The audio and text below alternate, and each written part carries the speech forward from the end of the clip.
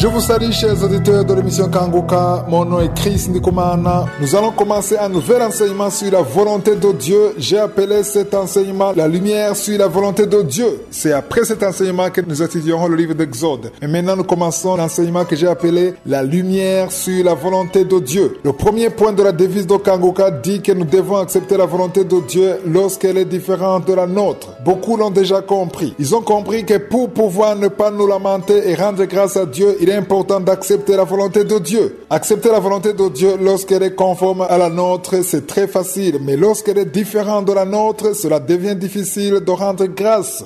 C'est ce qui nous pousse dans la confusion. Il y a un verset biblique sur lequel nous allons nous baser au cours de cet enseignement. C'est dans Romains 8, verset 28. Beaucoup connaissent ce verset. Il est écrit: « Nous savons du reste que toutes choses concourent au bien de ceux qui aiment Dieu, de ceux qui sont appelés selon son dessein. » Je veux que les auditeurs de Kanguka comprennent ce verset. J'ai remarqué que la plupart considèrent uniquement la première partie de ce verset qui dit « Nous savons du reste que toutes choses concourent au bien de ceux qui aiment Dieu ». Ce verset ne s'arrête pas là, mais il continue en disant « De ceux qui sont appelés selon son dessein ». C'est cette deuxième partie qui va beaucoup nous intéresser. Cet enseignement pourra paraître comme dur, mais nous comprendrons beaucoup de choses, car si nous ne comprenons pas la deuxième partie que je viens de vous lire, il sera difficile pour vous de dire que tout concourt à votre bien. À vrai dire, ce ne sont pas toutes les choses qui vous arrivent qui vous plaisent. Il y a des choses qui peuvent vous pousser à vous lamenter, mais parce que vous savez que vous êtes une personne réveillée, vous pouvez tenir et ne pas le faire. Il y en a qui m'ont dit qu'ils se lamentent dans leur cœur. Vous devez savoir que même si vous ne vous lamentez pas avec votre bouche,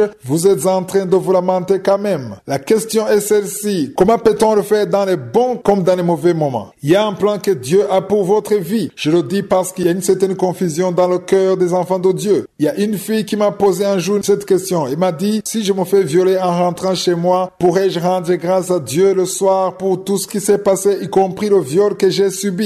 Est-ce que ce viol concourt à mon bien? Une autre femme m'a dit un jour que son mari est un ivrogne, qu'elle a prié pour lui mais sans succès, et m'a demandé si tout ce qu'elle vivait dans son foyer concourait à son bien. Je veux qu'on comprenne une chose. La parole de Dieu dit dans Jean 10 que le plan de Satan est de dérober, égorger et détruire. Il y a de bons projets que Dieu a pour votre vie, mais il y a aussi des problèmes que Dieu laisse exprès dans votre vie. Il le fait exprès. C'est pourquoi Jacques écrit en disant que nous devons être contents même quand nous sommes dans des épreuves. Je veux aussi vous dire que tous les problèmes que vous avez en ce moment ne viennent pas tous de Dieu. Il y a des problèmes que vous avez qui sont conformes au plan de Dieu et d'autres que vous avez que Satan lui-même a apporté dans votre vie et cela ne fait pas partie du plan de Dieu pour votre vie. Voici la question qui se rapporte à cette vérité et que la plupart d'entre vous me posent souvent. Comment peut-on reconnaître les problèmes qui viennent de Dieu et ceux qui viennent de Satan? C'est une question importante. C'est ce qui m'a poussé à vous enseigner sur ce sujet que j'ai appelé la lumière sur la volonté de Dieu. Comment peut-on savoir que les problèmes auxquels on fait face font partie du plan de Dieu pour notre vie pour pouvoir rendre grâce à Dieu? Sinon, il serait inutile de rendre grâce à Dieu dans ce qui ne fait pas partie de sa volonté. Je vous invite à continuer à méditer sur ce verset et surtout à prier pour que Dieu vous ouvre les yeux spirituels afin d'avoir plus de révélations. Lorsque vous êtes bénis, lorsque les portes sont ouvertes pour vous, vous rendez grâce à Dieu pour ce qu'il a fait.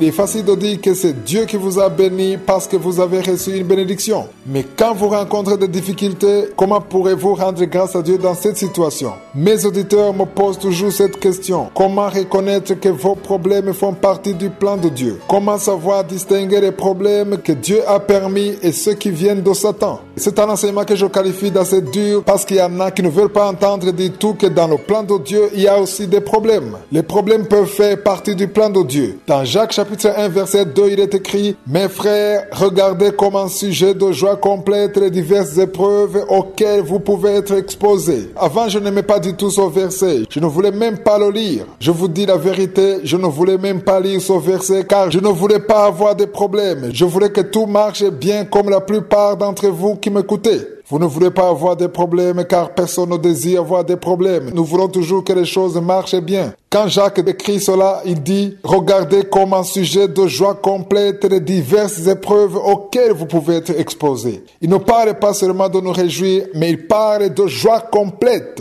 Quand on continue à lire, il dit « mais il faut que la patience accomplisse parfaitement son œuvre afin que vous soyez parfaits et accomplis sans faillir en rien. Dans Romains chapitre 8 verset 28, il est écrit « Nous savons du reste que toutes choses concourent bien de ceux qui aiment Dieu ». Beaucoup gardent cette première partie de ce verset, mais le verset continue en disant « De ceux qui sont appelés selon son dessein ». Il faudra lire tout le verset. En d'autres mots, pour pouvoir dire que toute chose concourt à votre bien, cela demande que vous soyez dans le plan de Dieu. C'est pourquoi je rappelle à chaque fois le mercredi que vous ne devez pas quitter votre maison sans prier. J'enseigne à mes auditeurs comment préparer leur journée, car la première chose que vous devez savoir, c'est que lorsque vous préparez votre journée, vous marchez avec Dieu. Commencez votre journée avec « Je suis » et terminez-la avec lui également. Je le répète, commencez votre journée avec « Je suis » et terminez-la avec lui. Commencez votre journée en ayant la certitude que vous vivez dans le plan de Dieu. Lorsque vous vivez dans le plan de Dieu, il est facile pour vous de rendre grâce en tout. Que Satan ne vous trompe pas. Être dans le plan de Dieu ne signifie pas que vous n'aurez pas de problèmes. Vous pouvez avoir des problèmes dans votre vie alors que vous êtes dans le plan de Dieu. Mais les problèmes que vous aurez alors que vous êtes dans le plan de Dieu, ce sont des problèmes qui sont pour votre bien. Ce sont des problèmes qui vous fortifient et qui vous aident. C'est ce que Jacques dit dans le premier chapitre de son livre, verset 2. Jacques chapitre 1, verset 2. Ce sont des problèmes qui vous poussent dans le plan de Dieu pour votre vie. Ces problèmes-là vous fortifient et fortifient votre esprit. Mais il y en a d'autres, on en parle dans Jean chapitre 10, verset 10. Ce sont des problèmes que nous ne pouvons pas accueillir à bras ouverts, mais que nous devons plutôt détruire et prier pour que le plan de Je suis s'accomplisse. Lorsque Jésus vient dans votre vie et qui devient votre Seigneur et votre Sauveur, son travail, son rôle, sa mission, c'est de détruire les œuvres de Satan. C'est ce que la parole de Dieu dit, que le Fils de l'homme est venu afin de détruire les œuvres de l'ennemi qui est Satan. Dans Jean chapitre 10, verset 10, il est écrit: le voleur ne vient que pour dérober, égorger et détruire. Je vous ai déjà dit que durant toute la semaine, nous parlerons de ce verset de Romains chapitre 8, verset 28. Lorsque vous aurez compris ce verset, vous serez au niveau où les problèmes ne vous effraient plus. Vous atteindrez un niveau où vous pratiquerez la devise de Kanguka, en particulier le premier point qui dit que vous devez accepter la volonté de Dieu, même lorsqu'elle est différente de la vôtre, car vous aurez l'assurance en vous que tout ce qui se passe dans votre vie est le fruit du plan de Je suis sur votre vie et que ce qui se passera sera pour votre intérêt. Je suis un bon plan pour votre vie, c'est pourquoi vous devez marcher selon son plan pour que tout ce qui vous arrive concourt à son bien. Je vous invite à méditer sur la deuxième partie de ce verset. Je parle de Romains 8, 28. Nous avons déjà vu que Dieu a pour nous de bons projets. Il y a un verset biblique que je vous donne assez souvent dans cette émission, ce qui veut dire que ceux qui sont avec moi depuis le début ou qui suivent cette émission depuis un certain temps le connaissent déjà. Si vous venez de passer 6 mois ou une année dans cette émission de Kanguka, alors vous connaissez le verset de Jérémie 29, 11. Chaque personne réveillée doit connaître ce verset par cœur. Il est écrit: je connais les projets que j'ai formés sur vous, dit l'Éternel, projets de paix et non de malheur, afin de vous donner un avenir et de l'espérance. La question qui se pose et qui revient souvent est celle-ci. Parmi les projets que Dieu a pour vous, pourrait-il y avoir des moments difficiles? Quand on parle de bons projets que Dieu a pour notre vie, beaucoup entendent seulement les temps de bénédiction, les temps où il n'y a aucun problème, où chaque chose trouve une solution facilement. Mais vous devez savoir que dans le plan de Dieu, il y a aussi des moments difficiles. Pourquoi cela arrive? Pourquoi Dieu le permet? Notre vie en tant que chrétien est comparable à une école. Nous sommes tous dans une école et c'est Dieu qui est notre enseignant. Il y en a qui sont en première année, d'autres en deuxième année, troisième année, quatrième année, etc. Pour pouvoir quitter une classe et passer à une classe supérieure, vous devez passer un test. Ceux qui sont à l'école ou qui ont été à l'école le savent. Quand vous faites un test, c'est pour qu'on puisse évaluer si vous avez bien compris la matière. Le professeur vous donne un test pour voir si vous maîtrisez la leçon. C'est après avoir réussi le test que vous pourriez avancer de classe. Vous ne pouvez pas quitter la classe de 4e année pour aller en 5e année sans passer un test. Votre professeur a besoin de se rassurer que vous avez bien compris la matière. En cas d'échec, vous reprenez l'année. De la même façon, il y a des problèmes que nous endirons dans notre vie, des problèmes que Dieu laisse exprès dans notre vie pour tester notre niveau, pour nous fortifier. Il y a des problèmes que nous traversons alors que c'est Dieu lui-même qui les a permises. S'il y a des problèmes que Dieu permet, ce sont des problèmes qui nous rendent plus forts au lieu de nous détruire. Mais souvent, avant d'avoir compris l'objectif de Dieu, les enfants de Dieu se lamentent, accusent Dieu et ne peuvent même plus prier alors que c'était des problèmes qui avaient un bon objectif. C'est ce que nous lisons dans Jacques chapitre 1 verset 2. Il est écrit: mes frères, regardez comme un sujet de joie complète les diverses épreuves auxquelles vous pouvez être exposés. C'est pourquoi j'ai appelé cet enseignement la lumière sur la volonté de Dieu. Quels sont les problèmes pour lesquels on devrait rendre grâce à Dieu et les problèmes pour lesquels on ne doit pas rendre grâce à Dieu? La première chose que vous devez savoir, c'est si oui ou non vous marchez dans la volonté de Dieu. Marchez-vous dans la volonté de Dieu? Dans Romains 8, 28, il est écrit: nous savons du reste que toute chose concourt au bien de ceux qui aiment Dieu, de ceux qui sont appelés selon son dessein. Marchez dans le plan de Dieu, commencez la journée avec je suis, vivez pour lui, suivez toujours sa direction, et là vous serez sûr que tout ce qui vous arrive est dans son plan. C'est pourquoi dans Galates 2, 20, Paul dit: j'ai été crucifié avec Christ, et si je vis, ce n'est plus moi qui vis, c'est Christ qui vit en moi. Si je vis maintenant dans la chair, je vis dans la foi au Fils de Dieu qui m'a aimé et qui s'est livré lui-même pour moi. Lorsque vous confiez votre vie entre les mains de je suis, c'est Christ qui vit désormais en vous. C'est Jésus qui est visible en vous. Tout ce que vous faites dès le matin témoigne que vous recherchez son intérêt plutôt que le vôtre. Vous voulez rendre gloire à Dieu en tout. Vous voulez glorifier Dieu en tout.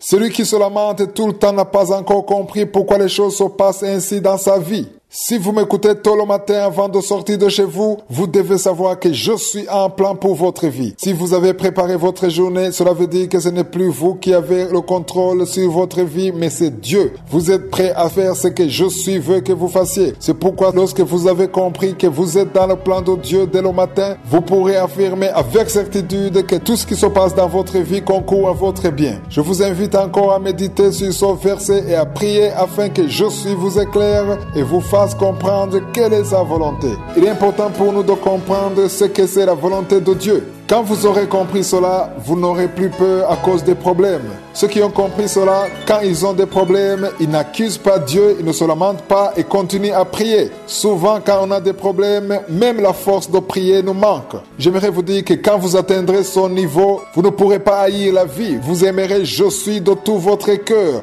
Vous rendrez grâce dans tout ce que vous ferez et vous serez sûr que tout ce qui arrive, c'est je suis qui l'a permis parce qu'il a un objectif pour votre vie. Partout où j'ai donné cet enseignement, ceux qui l'ont suivi ont été délivrés. Il se pourrait que vous meniez maintenant une vie qui ne satisfait pas je suis. Il y a un autre endroit où il vous veut, un autre projet qu'il veut que vous accomplissiez, mais vous êtes au mauvais endroit. Vous êtes peut-être là où il ne veut pas que vous soyez parce qu'il y a un plan qu'il a pour vous, quelque chose qu'il a préparé pour vous depuis longtemps avant que vous veniez au monde. Le problème est que si vous ne marchez pas dans le plan que Dieu a pour vous, vous raterez ce qu'il a préparé pour vous car vous êtes dans ce qui vous plaît et non pas ce qui lui plaît. Vous faites ce que vous avez choisi de faire sans l'avoir consulté. C'est pourquoi je vous dis toujours que dans toutes les décisions que vous prenez, vous devez d'abord demander l'avis de je suis. Priez toujours avant de prendre une décision. On ne prie pas seulement pour le mariage, mais on prie également pour tout ce que nous faisons. Tous nos projets, nous devons prier pour avoir la direction divine. Si vous êtes célibataire, priez pour votre mariage. Priez pour votre futur mari ou votre future épouse. Si vous êtes un homme et vous voulez vous marier, ne considérez pas seulement la beauté physique. Priez d'abord. Même si vous aimez la fille, priez d'abord et demandez l'avis de je suis. Souvent, nous sommes les auteurs de nos propres problèmes. Souvent, nous sommes la source de nos propres problèmes et nous accusons Dieu de nous abandonner, de ne pas nous écouter. Le souci, ce n'est pas que les problèmes sont arrivés à l'absence de Dieu. Le problème, c'est d'avoir commencé un projet sans demander l'avis de Dieu. En commençant ce projet, vous n'avez pas demandé l'avis de Dieu et quand les choses ne marchent pas comme vous le voulez, vous demandez à Dieu pourquoi il a permis et vous commencez à l'accuser. Dans tout ce que vous faites, demandez d'abord l'avis de je suis. Priez d'abord, demandez à Dieu s'il est avec vous et si cela fait partie de son plan pour votre vie. C'est pourquoi lorsque vous préparez votre journée, dites à Dieu que si ce que vous allez faire ne fait pas partie de son plan, alors qu'il ferme cette porte. Apprenez à fermer la porte à tout ce qui ne vient pas de Dieu au nom de Jésus. Si vous faites cette prière dans la foi, il y a beaucoup de choses que Dieu va écarter de votre chemin. bien. Il y a des portes que Dieu va lui-même fermer et quand il le fera, vous serez content car il faut que ce qui ne vient pas de Dieu ne soit pas dans votre vie. Il y a des relations qui ne font pas partie du plan de Dieu pour votre vie. Vous devez les éviter. Toutes les personnes qui vous poussent dans le péché ou dans les mauvais comportements ou dans les choses qui ne donnent pas gloire à Dieu, toutes ces personnes doivent être écartées de votre vie. Lorsque vous priez, Dieu va couper tous les liens qui ne sont pas conformes à sa volonté. Quand vous ferez cette prière, il y a même des personnes qui vont vous abandonner d'eux-mêmes. Je le dis parce que je l'ai déjà vu. Il y a ceux qui m'ont témoigné, ils m'ont dit que lorsqu'ils ont fait cette prière, il y a des relations qui ont été brisées, des amis qui sont partis d'eux-mêmes. Ils ont eux-mêmes pris la décision de les quitter. Dieu les éloigne aussi longtemps que ce sont des personnes qui vous éloignent de sa volonté.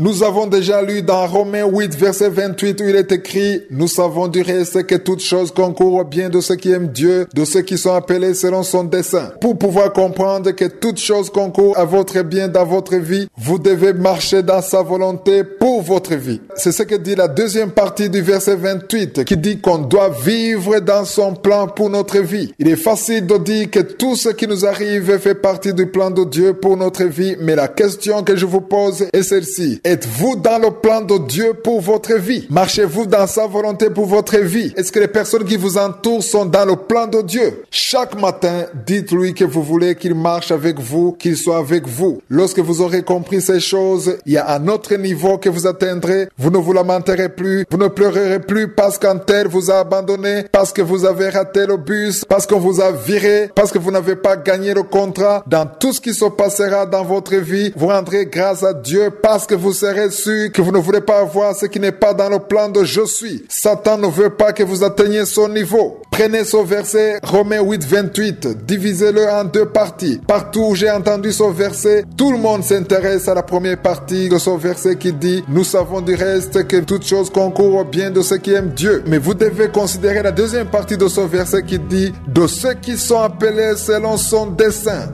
Accepter la volonté de Dieu, même lorsqu'elle est différente de la nôtre, est la chose la plus difficile pour la plupart d'entre nous. Plusieurs me le disent, cela fait qu'ils se lamentent tout le temps. Ils se lamentent parce qu'ils n'acceptent pas la volonté de Dieu. Lorsque vous saurez accepter la volonté de Dieu, vous pourrez ne plus vous lamenter. Accepter, ce n'est pas accepter par contrainte ou à contre-cœur, car vous pouvez être forcé à accepter ce que vous ne voulez pas. Il ne faut plus dire que vous n'avez pas le choix, que vous devez accepter la situation telle qu'elle est. Dans Jacques chapitre 1 verset 2, Jacques ne nous dit pas d'accepter la situation par contrainte, même si nous n'avons pas le choix. La parole nous dit que nous devons plutôt nous réjouir des circonstances. Dans ce passage, il est écrit, mes frères, regardez comme un sujet de joie complète les différentes épreuves auxquelles vous pouvez être exposés. C'est dans Jacques chapitre 1 verset 2. Quand nous traversons les épreuves que je suis permises, c'est un signe que derrière, il y a une promotion. Soyons réveillés et comprenons cette vérité. Si je suis permis certaines situations dans votre vie et selon son plan, cela veut dire qu'il veut vous voir dans cette situation car il y a une leçon que vous aurez apprise quand vous aurez vaincu cette tentation sans vous lamenter en continuant à rendre grâce à Dieu. Là où Satan s'attendait à entendre des lamentations, vous aurez alors gagné des points.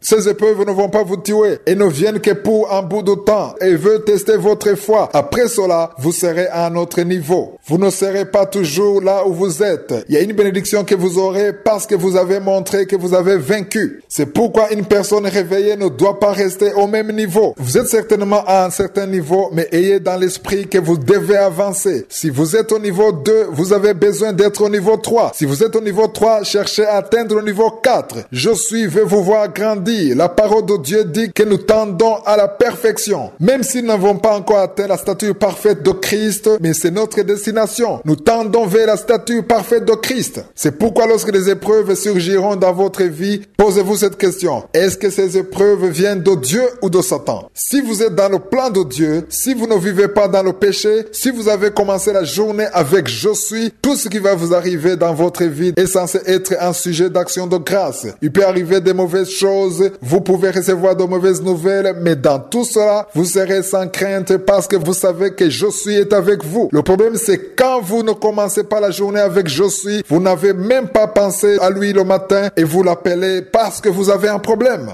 Commencez la journée avec je suis, marchez avec lui et surtout rendez grâce en toutes choses. Lisons dans 1 Jean chapitre 3 verset 8. La deuxième partie de ce verset dit « Le Fils de Dieu apparut afin de détruire les œuvres du diable ». Si vous avez accepté Jésus-Christ dans votre vie, sachez qu'il est venu pour détruire les œuvres de Satan. Chaque vendredi, j'appelle tous ceux qui ne l'ont pas encore accepté dans leur vie à le faire. Accepter Jésus dans sa vie signifie que vous lui donnez le contrôle de votre vie pour qu'il vous dirige. La première chose que Jésus fait, ce n'est pas de vous amener directement au ciel. Vous irez au ciel après votre mort. Tant que vous êtes en vie, la première mission de Jésus, c'est ce que nous venons de lire dans 1 Jean chapitre 3 verset 8. Le Fils de l'homme a paru afin de détruire les œuvres du diable. La première mission de Jésus est de détruire les œuvres du diable à travers vous. Quelles sont les œuvres du diable? Nous les voyons dans Jean chapitre 10 verset 10. Je répète souvent ce verset, il est écrit « Le voleur ne vient que pour dérober, égorger et détruire ». La mission de Satan est claire.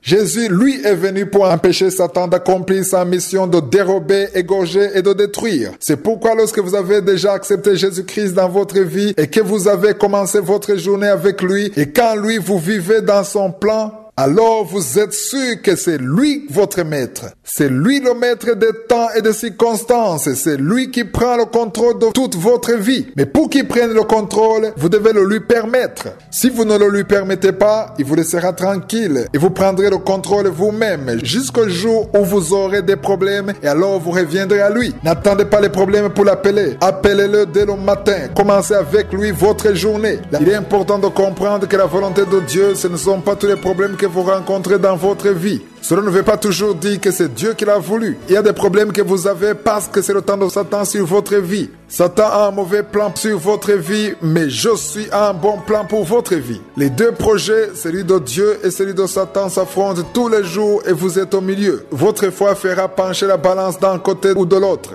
Lorsque vous vous soumettez à Je suis, lorsque vous serez dans le chant de Je suis, lorsque vous commencerez à louer Je suis et lui rendre grâce, lorsque vous commencerez à prier tous les matins, son plan aura le dessus sur le plan de Satan. Quelqu'un m'a un jour demandé si je ne trouvais pas que Satan a tout le pouvoir sur son monde. Le monde tel que nous le voyons est plein des œuvres de Satan. À la télévision, dans les réseaux sociaux, nous voyons les œuvres de Satan. Nous voyons les drames, les larmes, les meurtres, les adultères. Tout ce que Satan fait est visible. Et la personne me demandait si Satan n'a pas déjà remporté la victoire si Je suis. Voici la réponse. J'aimerais vous dire que Satan n'a pas vaincu Je suis. Ce sont les hommes qui ont donné le pouvoir à Satan. Ils sont allés dans son camp. Lorsque vous êtes dans le camp de Je suis remporte la victoire sur Satan tous les jours. Si vous prenez la décision de marcher dans le camp de Dieu, de marcher dans son plan pour votre vie, je vous assure qu'il vaincra tous les jours dans votre vie. Mais si vous allez dans le camp de Satan et que vous vous éloignez du plan de Dieu pour votre vie, Satan vaincra tous les jours dans votre vie. Si vous prenez la décision de marcher avec Je suis, si vous décidez de suivre Je suis, de lui rendre grâce, si vous décidez de commencer la journée avec Je suis, de vivre son plan pour votre vie, les plans de Satan dans votre vie seront complètement détruits. Nous avons lu un verset très important, c'est dans 1 Jean 3, verset 8. Ce verset se termine ainsi. Le Fils de Dieu a paru afin de détruire les œuvres du diable. Quelles sont les œuvres du diable dont on parle?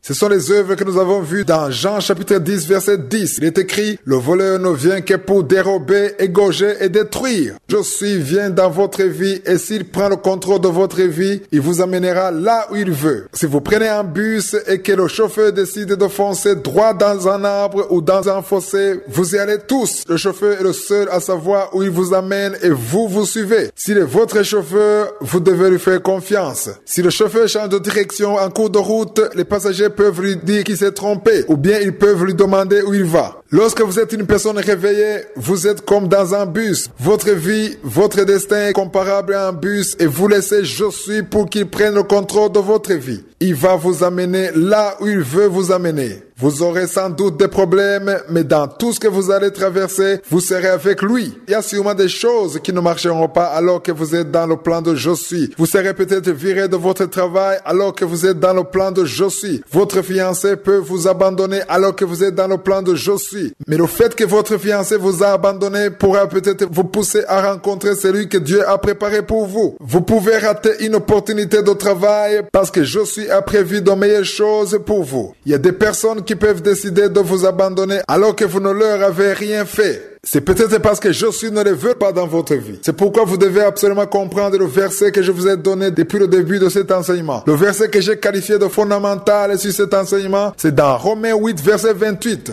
Il est écrit: nous savons du reste que toutes choses concourent au bien de ceux qui aiment Dieu, de ceux qui sont appelés selon son dessein. Remarquez que dans ce verset, on dit « toutes choses ». Mais qu'est-ce qu'on veut dire par « toutes choses » ? Le verset veut parler de bonnes choses, mais également de mauvaises choses. Car dans le plan de Dieu, même dans les mauvaises choses qui vous arrivent, il se cache en réalité les intérêts de « je suis ». Cela peut ne pas vous plaire de la même façon que vous pouvez prendre un médicament amer pour votre bien. Il y a un plan que je suis a pour votre vie. Dans tout ce qui vous arrive, que ce soit dans votre foyer, dans votre travail, dans votre commerce, dans votre ministère, il est important que ce soit je suis qui s'occupe de changer votre situation. Nous le voyons dans la parole de Dieu, c'est écrit dans Daniel 2, 21. Il est écrit: c'est lui qui change les temps et les circonstances. Pour que cela soit possible, vous devez prier en demandant que Dieu accomplisse sa volonté dans votre vie comme elle est au ciel. Je ne sais pas si vous avez suivi l'enseignement que j'ai donné sur la prière de notre Père. Durant cet enseignement, nous avons vu comment Jésus a enseigné ses disciples à prier. Dans Matthieu 6, verset 10, on a lu ceci: que ta volonté soit faite sur la terre comme au ciel. Frères et sœurs qui m'écoutez, la volonté de Dieu telle qu'elle est au ciel doit être accomplie dans votre vie aujourd'hui. C'est vrai, il est encore tôt, c'est le matin. Pour ceux qui écoutent cette émission très tôt le matin, quand vous allez prier, demandez à Dieu de vous permettre de vivre son plan pour votre vie aujourd'hui. C'est une prière très puissante et quand vous le ferez, tout ce qui va vous arriver, que ce soit bien ou mal, toutes les choses vont concourir à votre bien. Pourquoi cela? Parce que vous êtes dans son plan pour votre vie. Je le répète, le verset que nous avons déjà lu dans Romains 8, 28 devient une parole puissante dans votre vie lorsque vous marchez dans le plan de Dieu pour votre vie. Je souhaite à tous ceux qui m'écoutent de vivre le plan de Dieu depuis le début jusqu'à la fin. Quand vous marcherez dans le plan de Dieu pour votre vie, il arrivera que vous serez même injustement accusé alors que vous êtes dans le plan de Dieu. C'est vrai, vous pouvez être accusé injustement alors que vous n'êtes pas dans le plan de Dieu, mais cela peut vous arriver alors que vous êtes dans le plan de Dieu. L'exemple n'est pas loin. Prenons l'exemple de Jésus. Jésus a été injustement accusé, il a été maltraité, il a été traité comme un voleur, comme un meurtrier, alors qu'il n'avait rien fait de mal. On l'a même jugé pour un crime qu'il n'avait pas commis. La Bible dit qu'il n'a jamais commis de péché, c'est écrit dans Hébreux 4, verset 15. Dans ce verset, il est écrit « Car nous n'avons pas un souverain sacrificateur qui ne puisse pas compatir à nos faiblesses. Au contraire, il a été tenté comme nous en toutes choses sans commettre de péché. » Il a été traité comme un meurtrier. Mais pourquoi? Parce que cela faisait partie du plan de Dieu que Jésus soit crucifié. Il a été crucifié, il est mort alors qu'il n'avait rien fait. Judas l'a trahi parce qu'il aimait l'argent, mais sans le savoir, il a accompli le plan de Dieu. Ceux qui ont tué Jésus ont accompli le plan de Dieu. Jésus est venu pour donner son sang, pour que vous et moi soyons sauvés, pour que nous soyons guéris de nos maladies. Ceux qui l'ont battu, ceux qui l'ont crucifié nous ont permis de prier aujourd'hui et les malades sont guéris. Si aujourd'hui vous entendez les témoignages dans Kanguka, si aujourd'hui je peux prier pour les malades et les voir guérir, c'est parce que Jésus a été fouetté.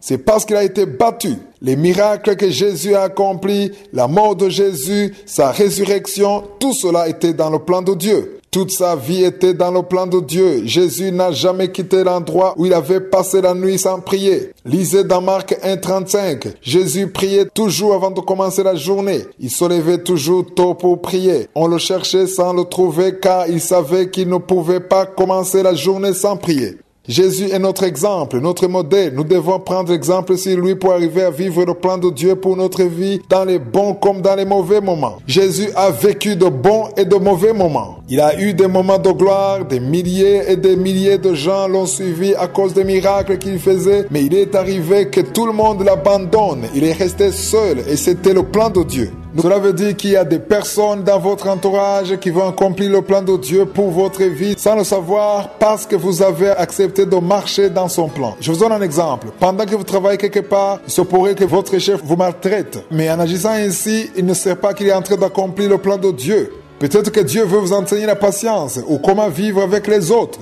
En subissant cette oppression, ça peut édifier votre foi. Vous pouvez même devenir une personne réveillée. Au lieu de l'insulter, au lieu de le maudire, vous commencerez plutôt à rendre grâce à Dieu. C'est ce qui est arrivé à Étienne. Ils lui ont jeté des pierres, ils l'ont tué, mais il ne s'est pas plaint. Il a juste dit que ceux qui le faisaient ne savaient pas ce qu'il faisait. Étienne avait déjà compris qu'il vivait le plan de Dieu pour sa vie. Personne ne pouvait lui jeter des pierres, à moins que ce soit Josué qui le lui a permis. Satan craint beaucoup ceux qui vivent dans le plan de Dieu, car lorsqu'on vit dans le plan de Dieu, notre vie entière est entre les mains de Josué. Personne ne vous touchera à moins que Josué le lui permette. Si quelqu'un vous fait du mal, c'est Josué qui lui aura permis de le faire. Si vous êtes réellement dans son plan, c'est là où vous pourrez dire que toute chose concourt à votre bien. Vous pouvez seulement faire une telle confirmation si vous vivez dans le plan de Dieu pour votre vie. Commencez votre journée avec Josué. Soyez humble. Recherchez l'intérêt de Josué. Ne recherchez plus votre intérêt. Ne suivez plus les désirs de votre chair. Quittez votre vie pécheresse. Repentez-vous et marchez dans la sanctification. Demeurez sur le chemin qui va au ciel. Demeurez dans la parole de Dieu. Confessez des paroles de vie. Ne vous lamentez plus. Rendez plutôt grâce à Dieu en toutes choses. Si vous êtes fiancé et que vous priez pour votre mariage, priez en disant à Dieu que si cette relation ne fait pas partie de son plan pour votre vie, que son mariage n'ait pas lieu. Faites cette prière et ce qui n'est pas dans le plan de Dieu pour votre vie sera détruit et vous vivrez uniquement ce qui vient de Dieu, car c'est ce que vous devez vivre, le plan de Dieu pour votre vie. Et cela peu importe votre secteur d'activité, que vous soyez étudiant ou fonctionnaire, il est important de vivre ce que Dieu a prévu pour vous. C'est là où vous pourrez rendre grâce à Dieu et dire que toute chose concourt à votre bien. Le premier verset que j'ai lu à la première mission de Kanguka, c'était en 2015. C'est un verset qui se trouve dans Psaume 139, verset 16. Il est écrit « Quand je n'étais qu'une masse informe, tes yeux me voyaient. Et sur ton livre étaient tous inscrits les jours qui m'étaient destinés avant qu'aucun d'eux existât. » Cela veut dire que Dieu a déjà préparé ce que vous allez vivre le long de cette journée. C'est pourquoi vous devez vivre dans ce qu'il a prévu pour vous. Priez toujours, chers membres de l'émission Kanguka, pour que vous demeuriez dans le plan de Dieu pour vos vies. Il y en a qui m'écrivent en me disant que j'aime conseiller aux jeunes de bien choisir leur conjoint. En m'écrivant, ils me demandent ce qu'il faut faire pour ceux qui sont déjà engagés, qui sont déjà mariés alors qu'ils n'ont pas consulté Dieu. D'autres m'ont écrit en me disant qu'ils voulaient quitter leur conjoint et ensuite prier pour que Dieu leur donne celui qu'il a préparé pour eux. Je leur réponds en disant que s'ils décident de quitter leur conjoint, ce sera un péché d'adultère. Car même si on se trompe, la personne qu'on a épousée est notre conjoint devant Dieu. À partir du moment où vous avez déjà fait le mariage, que vous ayez consulté Dieu ou pas, il y a déjà une alliance entre vous et votre conjoint. Même si vous avez fait des choses qui ne sont pas conformes à la volonté de Dieu, notre Dieu est un Dieu plein de miséricorde, sa bonté dure toujours. Quand vous vous repentez devant Dieu, il restaure ce qui est déjà mort. David a commis un péché, il a engendré un fils dans l'adultère et le meurtre. C'est vrai, Dieu l'a puni, mais après sa repentance, Dieu l'a restauré. C'est de cette même relation qu'est né le roi Salomon. Que Satan ne vous trompe plus en vous montrant les erreurs que vous avez commises dans le passé, car après avoir compris cet enseignement, quand vous retournerez sur le droit chemin, vous pourrez affirmer que toute chose concourt à votre bien parce que vous êtes retourné dans le plan de Dieu. Je vous ai dit que Dieu est miséricordieux. C'est pourquoi avant qu'une personne accepte Jésus, nous lui demandons de confesser tous ses péchés et d'appeler Jésus dans sa vie. Au moment où il appelle Jésus dans sa vie, c'est là où commence réellement sa vie et le compteur est remis à zéro. La parole de Dieu dit que lorsqu'on se repent des péchés qu'on a fait dans le passé, Dieu ne considère plus nos péchés.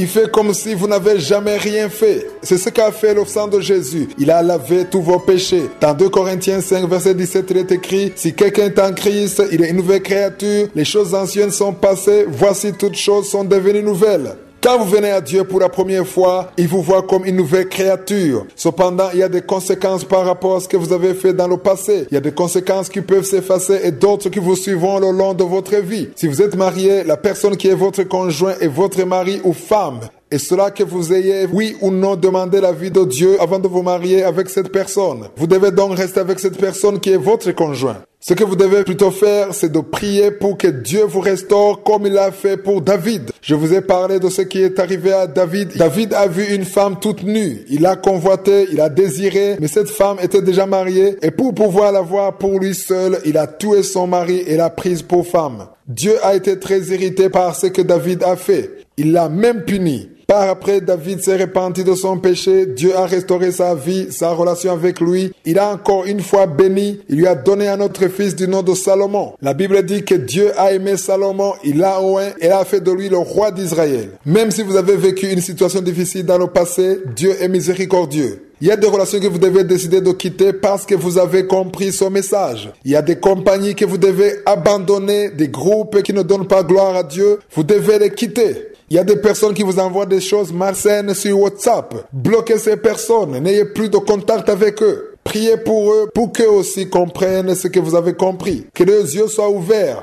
Vous pouvez leur envoyer la parole de Dieu, mais s'ils continuent à vous envoyer de mauvaises choses, bloquez-les. Une telle attitude montre une personne réveillée qui veut vivre là où Dieu veut qu'il soit, afin que tout ce qui arrive dans sa vie concourt à son bien.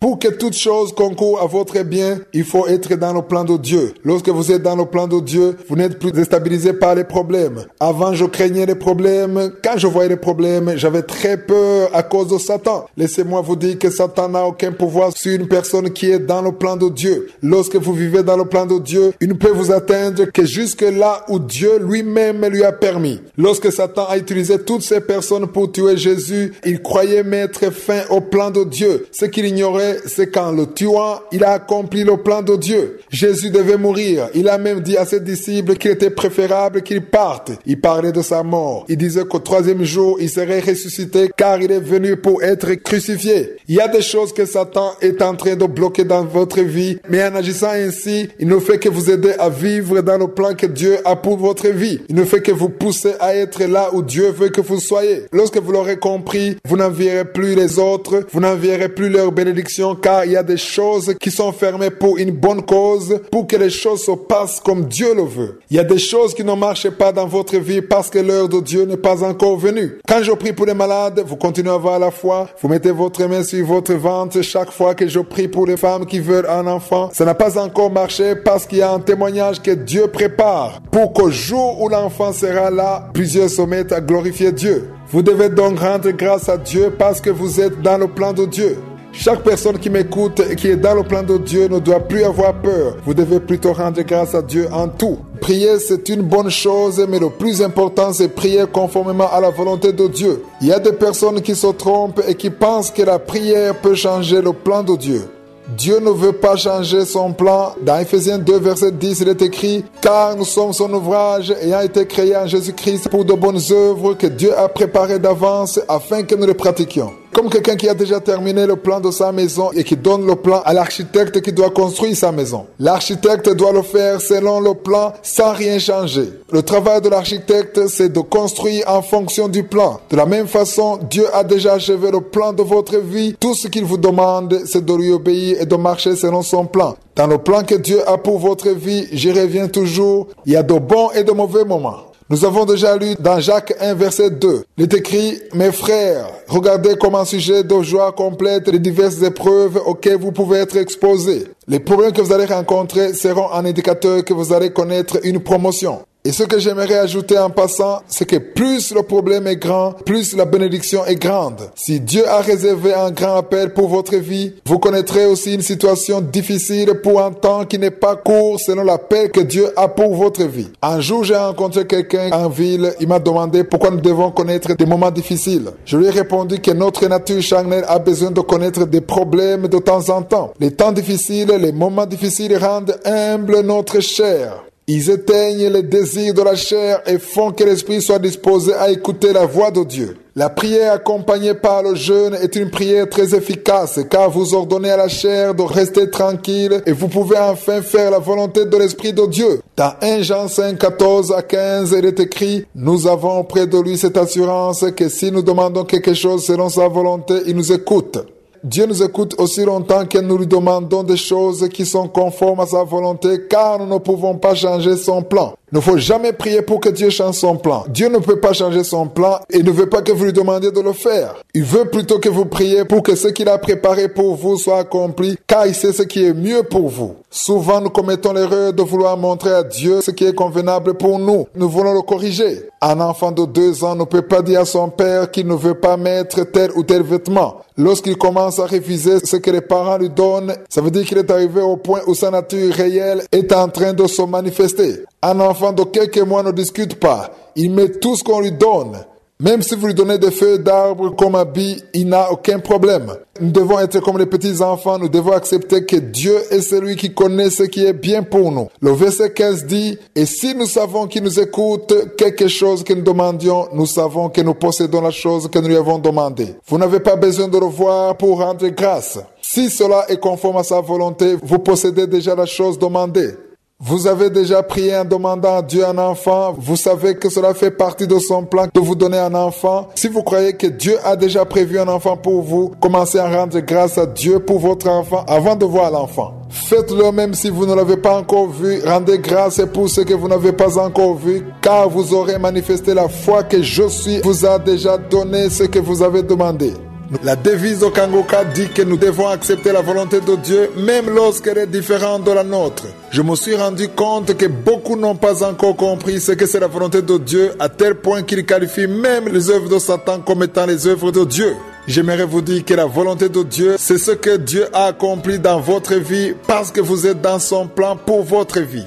Nous nous sommes basés sur le verset qui se trouve dans Romains 8, 28. Le verset dit, « Nous savons du reste que toutes choses concourent au bien de ceux qui aiment Dieu, de ceux qui sont appelés selon son dessein. » Pour pouvoir dire que toutes choses concourent à votre bien, vous devez être dans le plan de Dieu. Je rends grâce à Dieu pour toutes les personnes qui rendent grâce à Dieu dans toutes les circonstances de leur vie, car ils peuvent affirmer sans crainte que cela fait partie du plan de Dieu pour leur vie. Il y a de mauvaises choses qui peuvent arriver dans votre vie, mais faisant partie du plan de Dieu pour votre vie. Je ne vais pas revenir sur ce qu'on a déjà dit. Si vous êtes nouveau, vous pouvez retrouver les précédentes parties dans notre application Kangoka dans les archives. Aujourd'hui, nous allons retourner sur le verset que nous avons déjà lu. C'est dans Romains 8, 28. Lisez aussi les versets 29 et 30. Ces versets complètent cette même idée. Dans ces deux versets, il est écrit, « Car ceux qu'il a connus d'avance, il les a prédestinés à être semblables à l'image de son fils, afin que son fils fût le premier-né entre plusieurs frères. Et ceux qu'il a prédestinés, il les a appelés. Et ceux qu'il a appelés, il les a aussi justifiés. Et ceux qu'il a justifiés, il les a aussi glorifiés. » Beaucoup de personnes aiment le verset 30. Ils disent que nous avons tous été appelés à être glorifiés. Pour pouvoir vivre dans la gloire de Dieu, il y a 3 conditions. Premièrement, il faut se rappeler que Dieu a pensé à vous depuis longtemps. Il vous a prédestiné à ressembler à son Fils. Il a voulu que vous acceptiez son Fils, Jésus-Christ, dans votre vie. Il a aussi voulu que vous soyez sauvés. C'est la première chose. La deuxième chose, c'est que Dieu vous a appelé. Même si vous n'avez pas encore accepté l'appel de Dieu sur votre vie, il vous a appelé.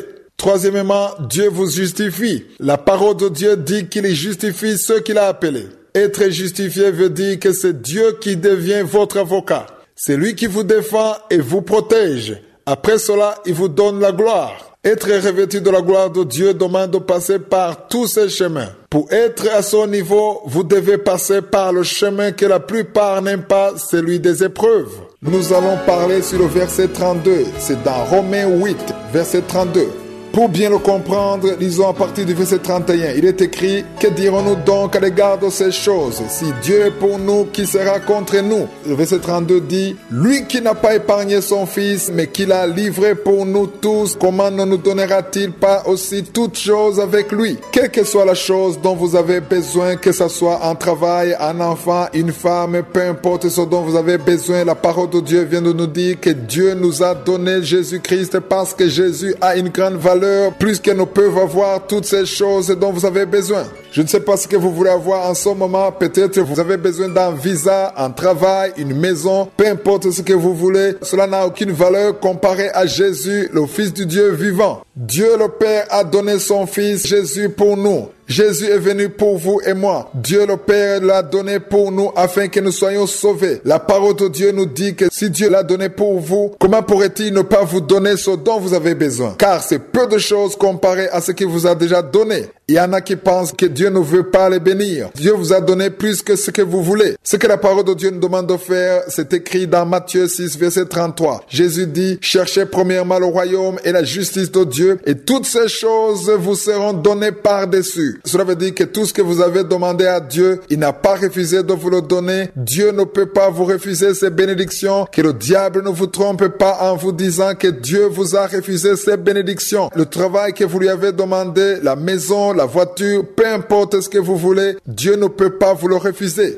Si vous voulez un enfant, rien ne pourrait empêcher à Dieu de vous donner un enfant. Rien ne pourrait l'empêcher de vous donner cette promotion. Mais ce que vous devez comprendre, c'est que si vous ne l'obtenez pas, ce n'est pas qu'il vous le refuse, mais il y a une raison pour laquelle vous n'avez pas reçu cela maintenant. C'est la lumière que je veux donner par rapport à la volonté de Dieu. La volonté de Dieu signifie que vous pouvez ne pas obtenir dans l'immédiat ce que vous demandez à Dieu. Cela peut être dans son plan de vous donner cela, mais c'est juste que Dieu a choisi de ne pas vous le donner maintenant parce qu'il souhaite pour vous le meilleur. Nous sommes des enfants de Dieu, du moins ceux qui croient en Jésus. La parole de Dieu dit que nous sommes devenus des enfants de Dieu. Si vous avez un enfant, vous ne pouvez pas donner à votre enfant ce qu'il vous demande quand il vous le demande. Si vous avez un enfant qui est encore petit, vous savez que si votre enfant vous demande une chose, vous ne le lui donnez pas juste parce qu'il vous l'a demandé. Prenons par exemple que vous avez un enfant qui a un problème de dents. Le dentiste vous a dit que vous ne devez pas donner à votre enfant des chocolats parce que ses dents risquent d'être abîmées. Si votre enfant vous demande de lui donner des chocolats, même si vous demandez en pleurant, vous n'allez pas lui donner cela parce que vous savez que c'est pour l'aider en lui refusant cela. Un autre exemple que j'aime donner, c'est quand vous prenez votre enfant pour le vaccin. En le conduisant chez le médecin pour son vaccin, vous savez que c'est pour son intérêt. Lorsque vous le conduisez à l'hôpital, il ne comprend pas. Des fois, il voit des infirmières et des médecins et il commence à pleurer parce qu'il sait qu'ils vont lui injecter une piqûre. Vous ne pouvez pas empêcher l'infirmière de lui injecter le médicament parce que vous l'aimez, mais vous-même, vous allez tenir votre enfant pour que le médicament pénètre dans le corps. Vous faites tout ça parce que vous l'aimez. De la même façon, il y a des choses que Dieu peut nous faire vivre, même si parfois nous essayons de nous enfouir. Lui, il nous tient et nous garde dans cette même situation pour que nous soyons transformés, pour que nous puissions arriver là où il veut que nous soyons. Dieu ne veut pas vous priver de ce que vous lui avez demandé. Peut-être que son heure n'est pas encore arrivée, ou bien il voit que si vous avez ce que vous demandez, cela peut vous éloigner de lui. Il voit que cela risque de vous mettre sur le mauvais chemin. Quoi qu'il en soit, il y a une raison qui fait que Dieu ne vous a pas encore donné ce que vous lui avez demandé. Ne vous lamentez plus, ayez confiance en lui, ayez à l'esprit que lui qui ne vous a pas épargné son Fils, il vous donnera également ce que vous avez demandé. Lorsque vous êtes dans la volonté de Dieu, cela ne veut pas dire que vous n'allez pas avoir de problème. Je l'ai déjà dit et je le répète encore. Être dans la volonté de Dieu ne signifie pas que tout va bien se dérouler comme vous le voulez. Je continuerai à le dire même la semaine prochaine. Il est très important pour nous de le comprendre. La différence entre celui qui a des problèmes étant dans la volonté de Dieu et celui qui a des problèmes n'étant pas dans la volonté de Dieu, c'est que le premier est assisté par Dieu. La main de Dieu est avec lui. Elle est avec celui qui est dans la volonté de Dieu. Je ne souhaite à personne d'avoir des problèmes, mais je vous souhaite d'avoir des problèmes étant dans la volonté de Dieu, car c'est dans ces mêmes problèmes que Dieu sera avec vous. Je sera avec vous quand vous aurez des problèmes. Lorsque Shadrach, Meshach et Abednego ont été dans la fournaise ardente, le roi pensait les avoir tués, mais il a vu une autre personne dans le feu. C'était l'ange de Dieu. Vous pouvez le lire dans Daniel chapitre 3. Lorsque vous traversez le feu, lorsque vous avez des problèmes, il est important de traverser cela avec Dieu, car Dieu combattra pour vous. Vous devez apprendre à rendre grâce à Dieu dans n'importe quelle situation que vous traversez. Job a loué Dieu dans l'abondance, mais il a aussi continué à le faire même quand il avait tout perdu. Lorsque vous avez la révélation de qui est Dieu, de sa grandeur et de sa gloire, vous le louez même quand vous n'avez pas ce que vous voulez. Vous le louez pour ce qu'il est. Notre Dieu est un Dieu bon, c'est un Dieu plein de gloire, de puissance, d'amour. Rendez-lui grâce non seulement pour tout ce qu'il vous a donné, mais aussi pour ce qu'il est. Je vous ai donné mon exemple. J'ai pu connaître une vie d'adoration, une vie d'action de grâce alors que j'étais dans une situation difficile. Je dormais par terre et je continuais à rendre grâce à Dieu. Je n'avais aucun moyen de subsistance. Je ne savais pas comment j'allais manger le jour suivant, mais j'ai continué à rendre grâce à Dieu. Aujourd'hui, quand je rends grâce à Dieu, quand je loue Dieu, Satan ne peut pas dire que je le fais parce que j'ai de quoi manger ou que j'ai un lit pour dormir. Il ne peut pas dire cela parce qu'il sait que quand je n'avais pas de quoi manger, quand je n'avais pas de lit, je louais Dieu malgré tout. Même quand je me trouvais dans une situation difficile, je louais Dieu. Lorsque vous louez Dieu dans les moments difficiles, il y a une victoire que vous obtenez dans le monde spirituel de Satan. Satan ne peut pas vous accuser car son travail, sa mission, c'est d'accuser les enfants de Dieu. Quand vous louez Dieu pendant les moments difficiles, quand vous serez bénis, le diable n'aura pas quoi dire parce que vous aurez déjà démontré que vous pouvez louer Dieu même quand les choses ne marchent pas bien. Vous êtes peut-être dans l'attente d'un enfant, mais durant cette période d'attente, si vous continuez à louer Dieu, à rendre grâce à Dieu, à servir Dieu et à soutenir l'œuvre de Dieu, à confesser de bonnes paroles et ne pas vous lamenter, même quand vous aurez un enfant, Satan ne saura quoi dire car vous aurez manifesté que vous n'êtes pas en train de louer Dieu à cause de l'enfant, mais vous louez Dieu à cause de son amour, parce que vous croyez en lui, parce que vous avez mis votre foi en lui. Je suis en train de m'adresser à tous ceux qui sont en train de traverser des moments difficiles, ceux qui sont en deuil, ceux qui ont été récemment abandonnés, ceux qui se sentent seuls. C'est une grande opportunité que vous avez de manifester la foi que vous avez en Dieu. Il faut savoir que la foi se manifeste lorsqu'on ne voit rien. Avoir la foi, c'est croire ce qu'on ne voit pas. Dans Hébreux chapitre 11 verset 1, il est écrit « Or la foi est une ferme assurance des choses qu'on espère, une démonstration de celles qu'on ne voit pas. » Le médecin vous a peut-être dit que vous ne guérirez pas. Vous-même, vous voyez que vous êtes toujours malade, mais avoir la foi, c'est croire en la guérison, même si vous ne voyez rien. Aujourd'hui, vous n'avez peut-être pas une adresse, mais il faut avoir la foi que Dieu tracera pour vous le chemin et croire que vous aurez une maison que vous aurez chez vous.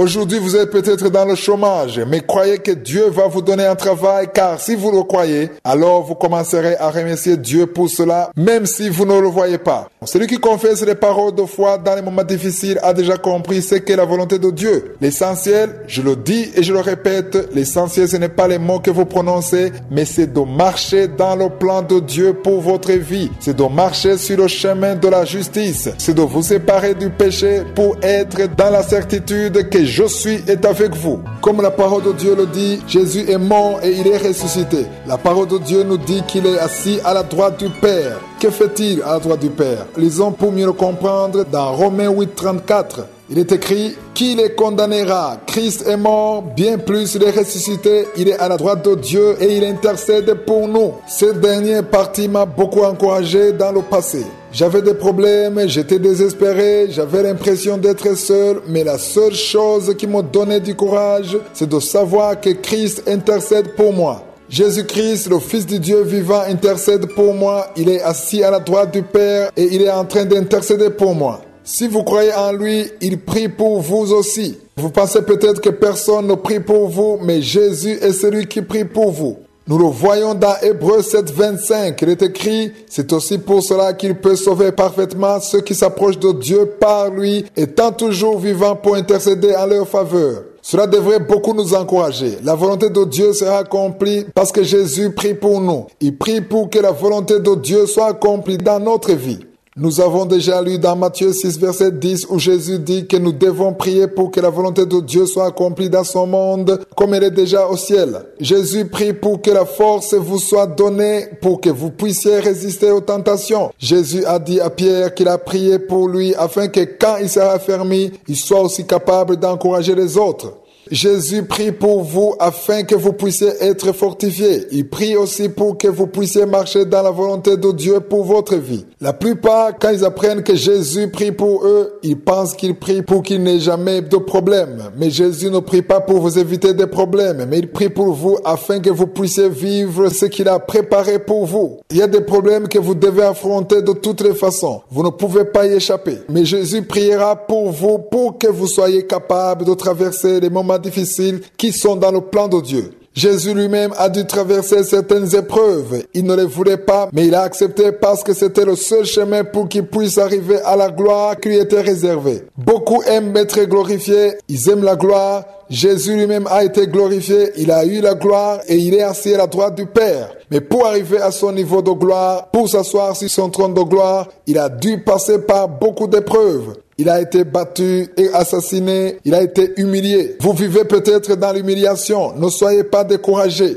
Si vous êtes dans le plan de Dieu et si vous vivez dans le mépris, vous n'êtes pas le seul car Jésus, lui aussi, a passé par cette épreuve. Si tout le monde qui vous entoure est contre vous, Jésus lui aussi a été combattu. Si les autres vous condamnent et vous accusent injustement, Jésus lui aussi a vécu la même situation. Jésus a été injustement accusé, c'est pourquoi la parole de Dieu dit qu'il a été tenté en tout, mais il n'a jamais commis de péché. Il a connu ça pour que lui aussi puisse comprendre ceux qui sont dans les mêmes épreuves. Jésus est assis à la droite du Père. Il prie pour vous. Il prie pour tout le monde. Il prie pour nous. Chaque fois que vous sentirez que rien ne va, chaque fois que vous penserez ne pas pouvoir vous en sortir, sachez que Jésus est près de vous. Il est avec vous et il vous permettra de traverser ce que vous ne pourriez jamais affronter tout seul. Ce qui m'a poussé à appeler cet enseignement la lumière sur la volonté de Dieu, c'est parce que quand la plupart d'entre nous traversent des moments difficiles, il est difficile pour eux de comprendre que c'est le plan de Dieu. Il est vrai, il y a des situations difficiles qui ne sont que le plan de Satan, mais si vous marchez dans le plan de Dieu pour votre vie, dans tout ce que vous traversez, que ce soit de bonnes ou de mauvaises choses, vous devez rendre grâce à Dieu en tout, car tout ce qui vous arrive est le plan de Dieu et c'est pour votre intérêt.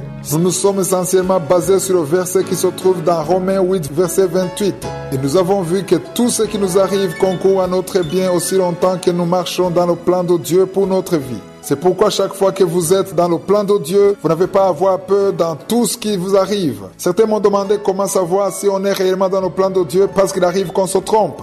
Ce que je leur réponds, c'est qu'il faut toujours préparer sa journée. Lorsqu'on le fait, on invite Dieu à avoir le contrôle sur notre vie, dans les bonnes comme dans les mauvaises choses. Il est celui qui est au contrôle de toutes choses, de toute notre vie. Vous devez prier en demandant à Dieu que tout ce qui ne vient pas de lui, toutes les portes qui ne sont pas de lui soient fermées dans le nom de Jésus. C'est pourquoi celui qui prie comme ça et qui le fait dans la foi ne peut jamais se lamenter. Comment est-ce que vous pouvez vous lamenter? Si les choses se passent comme vous ne voulez pas, ça ne fait rien puisque vous avez prié en demandant que seule la volonté de Dieu soit accomplie. Il n'y a donc aucune raison de se lamenter. Je vous ai déjà dit que cette semaine, je vous donnerai quelques exemples bibliques qui montrent des personnes qui avaient déjà compris que dans tout ce qui leur arrive, même si c'était de mauvaises choses, Dieu était en train d'accomplir son plan pour leur vie. Le premier exemple que je veux vous donner, c'est l'exemple de Jésus lui-même. Lisons dans Jean 16, verset 7. Avant de monter au ciel, Jésus a d'abord été battu, crucifié, il est mort. Ce passage dit: cependant, je vous dis la vérité, il vous est avantageux que je m'en aille. Car si je ne m'en vais pas, le consolateur ne viendra pas vers vous. Mais si je m'en vais, je vous l'enverrai.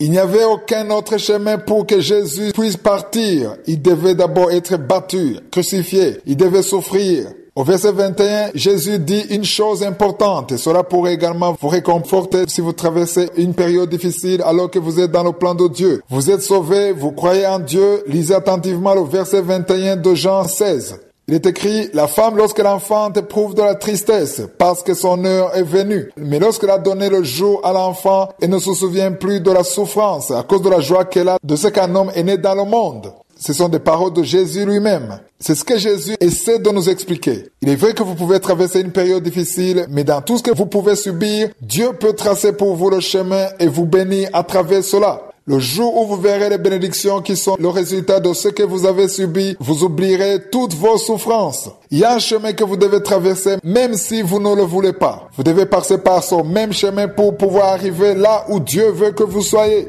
Même s'il était au courant de tout ce qui devait arriver, même s'il avait déjà dit cela, lui aussi est arrivé au point où il ne voulait plus continuer. Son corps, sa chair ne voulait pas, mais il a pu vaincre la chair. Je veux qu'on apprenne de Jésus, qui soit notre exemple, et je sais que beaucoup d'entre nous seront encouragés. Si avant vous pensiez que dans la volonté de Dieu, on ne peut avoir aucun problème, c'est un mensonge du diable. Il veut que vous ne croyiez que cela. Il veut que vous croyiez que le fait d'être un enfant de Dieu et être dans le plan de Dieu, cela vous dispensera d'avoir des problèmes. C'est un mensonge, car si vous commencez à le croire et que les choses tournent mal, vous commencerez à accuser Dieu. Vous commencerez à vous lamenter. Ce dont vous avez le plus besoin, c'est d'être dans le plan de Dieu pour votre vie, et quand les problèmes viendront, Dieu sera avec vous.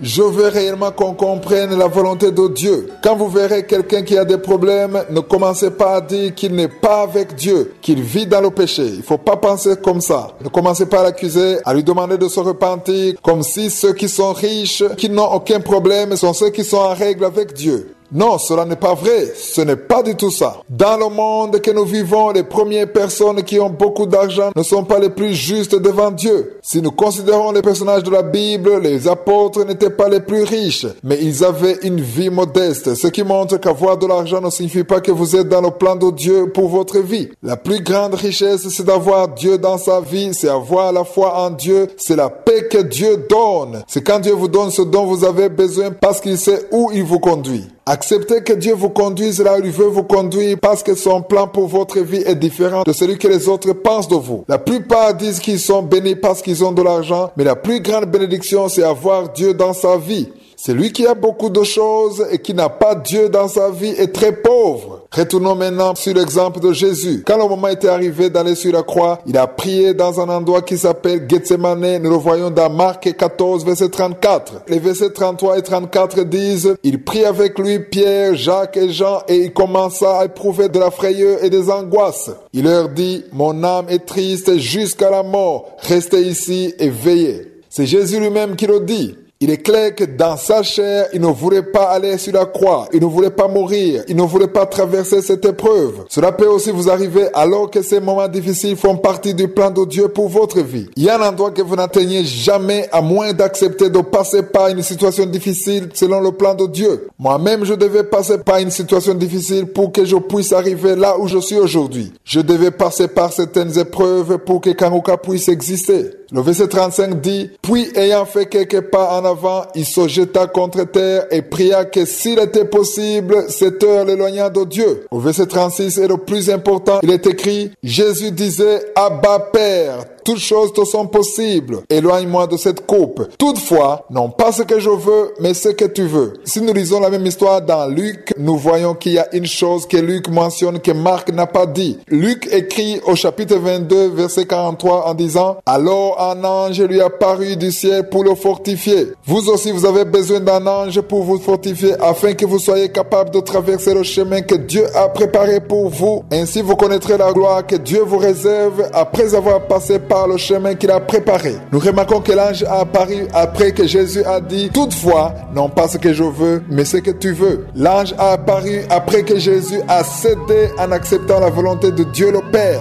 Donc, comme vous aussi, il peut arriver que vous traversez une situation qui vous déplaît. Si vous êtes dans le plan de Dieu pour votre vie, il y a un chemin obligé pour que vous puissiez arriver au lieu que Dieu a préparé pour vous. Le chemin obligé est parfois celui de l'humiliation. Vous devez être éprouvé comme Jacques le dit dans Jacques 1, verset 2. Il dit, mes frères, regardez comme un sujet de joie complète les diverses épreuves auxquelles vous pouvez être exposés. L'exemple de Jésus est un bon exemple, un exemple qui nous aide à comprendre et qui ouvre les yeux. Premièrement, Jésus a prié en demandant à Dieu qu'il trace pour lui un autre chemin afin de lui éviter les souffrances qu'il attendait. Vous aussi, vous êtes peut-être en train de prier en demandant à Dieu qu'il évite des situations douloureuses. Je ne dis pas que vous devez chercher un chemin difficile, mais cherchez plutôt le chemin que Dieu a choisi pour vous. Vous n'entendrez pas ce genre d'enseignement très souvent, ou alors c'est un enseignement que beaucoup n'aiment pas entendre parce qu'ils aiment seulement recevoir. Beaucoup aiment la gloire. Ce que beaucoup ignorent, c'est que pour arriver à la gloire, il y a un chemin nécessaire pour y arriver. Jésus lui-même est assis à la droite du Père. Il est dans la gloire parce qu'il a accepté de passer par la croix. Il a accepté de souffrir, de mourir à la croix. De la même façon qu'il a été humilié, nous aussi, Dieu peut nous faire passer par le chemin de l'humiliation. Il ne peut jamais y avoir de couronne sans la croix. Jésus dit que celui qui veut le suivre doit porter sa propre croix et le suivre. Si vous voulez suivre Jésus, si vous voulez être son disciple, Jésus dit que vous devez porter votre propre croix. Chacun d'entre nous doit porter sa croix. Nous pouvons lire cela dans Matthieu 16, verset 24. Jésus dit, si quelqu'un veut venir après moi, qu'il renonce à lui-même, qu'il se charge de sa croix et qu'il me suive. Beaucoup pensent qu'ils n'ont pas besoin de porter leur croix puisque Jésus en a porté, mais il n'a porté que la sienne. Vous devez aussi porter la vôtre. La croix est le signe de la mort. La mort telle que Paul a décrit quand il dit que ce n'est plus lui qui vit, mais que c'est Christ qui vit en lui. C'est écrit dans Galates chapitre 2 verset 20. Pour arriver à ce stade où vous ne vous lamentez pas à cause des problèmes, il vous faut mourir à votre nature charnelle. Vous devez arriver au point où vous ne désirez plus que la volonté de Dieu en sorte que ce qui ne vient pas de lui ne soit pas dans votre vie. Comme je l'ai déjà dit, beaucoup de personnes n'aiment pas entendre ces paroles. Ils n'aiment pas entendre la bonne nouvelle de la croix. Ils ne veulent pas non plus mourir à eux-mêmes. Ils ne veulent pas entendre qu'il peut leur arriver des tentations dans leur vie. Ils ne veulent pas entendre qu'ils peuvent être humiliés. Les seuls enseignements qui sont populaires, ce sont des enseignements en rapport avec la prospérité, la gloire, l'autorité, la victoire. Ceux qui aiment ce genre d'enseignement sont conduits par la chair, car notre chair veut toujours être élevée. Elle veut dominer. Un jour, la mère de Jean et de Jacques a demandé à Jésus que ses fils soient à côté de Jésus quand il sera dans la gloire. Jésus lui a juste demandé s'ils sont capables de boire sur la coupe que lui aussi boira. Cette coupe était la coupe de la mort, de l'humiliation, de l'abandon, des tentations. Si vous voulez régner avec Jésus, vous devez accepter de mourir avec lui. Vous devez accepter de passer par le chemin que Jésus a dû traverser. Je ne dis pas que vous irez à la croix, mais chacun d'entre nous a sa propre croix. Chacun a son propre chemin, un chemin qui lui permettra d'arriver dans la gloire. Acceptez que Jésus vous fasse passer par son école. Quand vous l'aurez compris, vous ne vous lamenterez plus. Vous rendrez grâce à Dieu dans toutes les situations que vous traverserez, car Dieu a un bon plan pour votre vie. Il est important pour nous de comprendre que Dieu a pour nous de bons projets et parmi ceux-là, il y en a qui ne peuvent pas nous plaire ou plaire à notre chair. Si vous êtes dans le plan de Dieu, vous devez rendre grâce à Dieu en tout. C'est pourquoi la parole de Dieu nous dit de rendre grâce en toutes choses. J'ai passé 3 mois sur le livre de la Genèse. Ceux qui ont pu suivre cet enseignement jusqu'à la fin ont entendu l'histoire de Joseph. Joseph était le fils que son père aimait le plus et ses frères le jalousaient beaucoup. Ses frères ont décidé de le vendre par jalousie et ils ont menti à leur père en disant qu'il était mort. Je ne vais pas revenir sur cette histoire, mais pour faire court, ceux qui ont acheté Joseph l'ont vendu ensuite et il s'est retrouvé chez Pharaon. Il a eu beaucoup de problèmes, il a été emprisonné parce qu'il avait refusé de coucher avec la femme de son patron. En prison, Dieu s'est servi de son don pour donner l'interprétation des songes et c'est son même don qui a fait qu'il s'est retrouvé un jour premier ministre d'Égypte.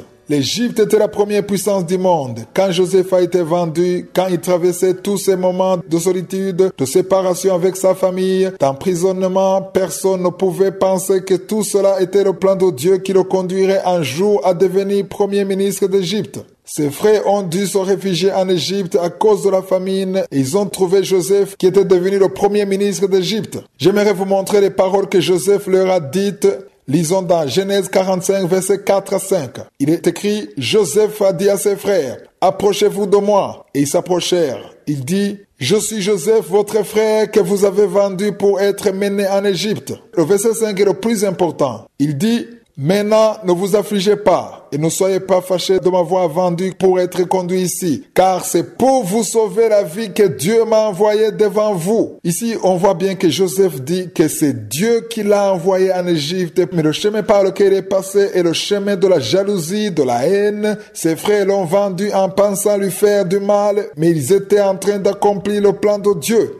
Il y a peut-être des personnes dans votre vie qui vous font du mal et qui sont en train de vous pousser dans le plan de Dieu sans le savoir. C'est une révélation importante. C'est pourquoi vous ne devez jamais avoir peur en voyant des personnes qui sont contre vous, qui veulent vous bloquer. Si vous êtes dans le plan de Dieu, ceux qui le feront seront en train de contribuer à accomplir la volonté de Dieu dans votre vie. Dans votre entourage, il y en a qui peuvent vous abandonner et sans le savoir, ils vous poussent dans le plan de Dieu pour votre vie. Vous aviez un fiancé, vous l'aimiez beaucoup et malgré cela, il vous a abandonné. Mais dans cet abandon, il vous pousse dans le plan de Dieu pour votre vie. Vous vous retrouverez dans le mariage avec celui que Dieu a préparé pour votre vie. Il se pourrait aussi que votre patron puisse vous renvoyer et vous accuser à tort. Ne paniquez pas. C'est peut-être Dieu qui trace le chemin pour que vous soyez dans son plan pour votre vie. C'est pourquoi vous ne devez jamais avoir peur lorsque vous êtes dans le plan de Dieu pour votre vie. Ne vous occupez pas de ceux qui vous insultent, de ceux qui vous calomnient. Assurez-vous uniquement que vous êtes dans le plan de Dieu pour votre vie, car c'est ça qui compte.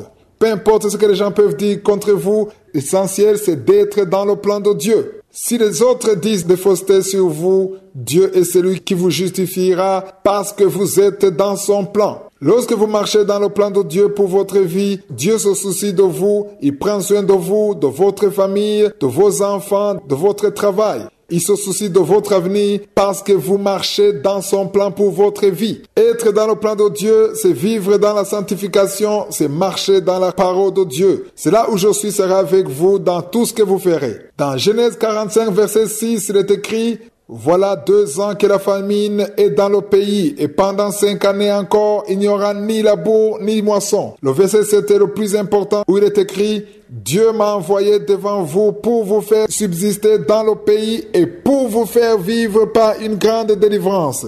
Le verset 8 est celui qui donne un peu plus de lumière sur ce qui est arrivé à Joseph. Il est écrit, « Ce n'est donc pas vous qui m'avez envoyé ici, mais c'est Dieu. Il m'a établi père de Pharaon, maître de toute sa maison et gouverneur de tout le pays d'Égypte. » Ici, c'est étonnant que Joseph dise qu'il est père de Pharaon.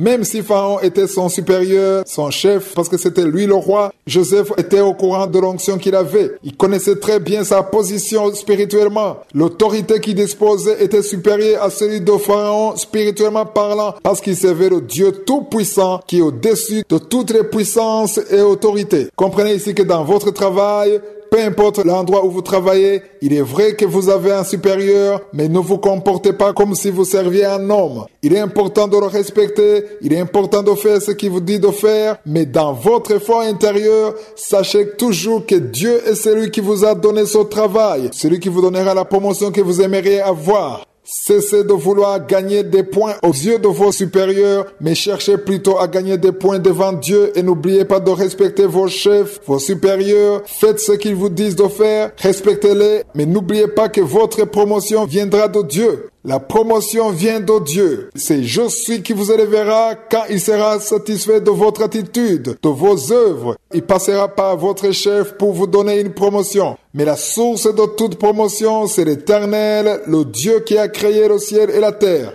La volonté de Dieu, c'est que vous compreniez qu'il a pour vous de bons projets. C'est le verset qui a commencé cet enseignement dans Jérémie 29, 11. Soyez humbles, marchez dans la sanctification, soyez dans le plan de Dieu pour votre vie. Alors, c'est là où tout ce qui vous arrivera, que ce soit de bonnes ou de mauvaises choses, feront partie du plan de Dieu pour votre vie. Dieu n'a aucun projet de malheur pour vous. Lui qui n'a pas épargné son Fils unique en vous le donnant, il vous donnera aussi tout ce dont vous avez besoin avec Jésus. Vous devez comprendre cela parce qu'après l'avoir compris, Satan ne pourra plus vous tromper. Vous pourrez surmonter toutes vos épreuves et rendre grâce à Dieu dans tout ce que vous traverserez parce que Dieu vous aime et a pour vous de bons projets. C'est ici qu'on termine cet enseignement. J'espère que vous avez pu noter les versets bibliques que nous avons lus. Partagez cet enseignement avec les autres. Eux aussi seront édifiés et vous remercieront un jour. Que Dieu soit avec vous. Passez une bonne journée et un excellent week-end.